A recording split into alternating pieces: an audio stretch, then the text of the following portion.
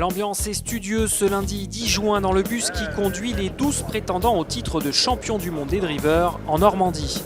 En attendant d'arriver sur l'hippodrome de la Prairie, théâtre de la deuxième étape du challenge, les leaders du classement épluchent la presse spécialisée. Eh bien, on est en direction de Caen, à la hauteur d'Ozulé-Cabourg. Et puis il nous reste encore 3 quarts d'heure pour faire le papier pour cet après-midi.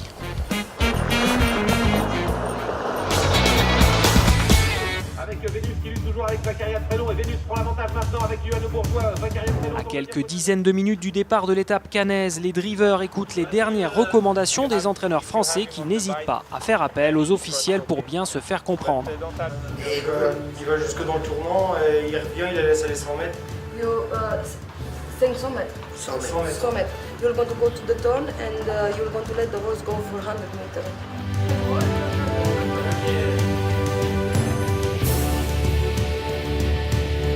Et la journée commence à merveille pour le All Black. David Butcher qui s'illustre d'entrée de jeu et remporte du même coup sa toute première victoire en France. Auteur d'un doublé hier à Reims, Pierre Vercruys maintient son rythme de croisière et décroche son 3e succès du championnat, confirmant un peu plus son statut de favori.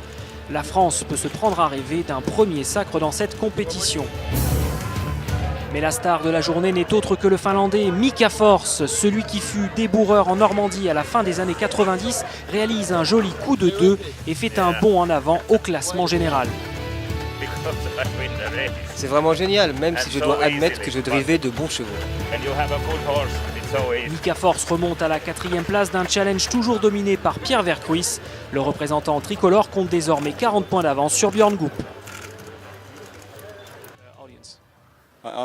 Je m'appelle David Butcher, j'ai 48 ans et je viens d'ouvrir mon palmarès en France. Neil Day, 53 ans, je viens de Nouvelle-Galles du Sud en Australie et je suis content pour mon ami néo-zélandais, même s'il me tarde de franchir le poteau en tête.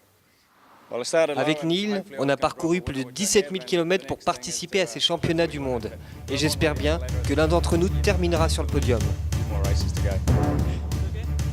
Rendez-vous mercredi à Angers pour l'étape suivante.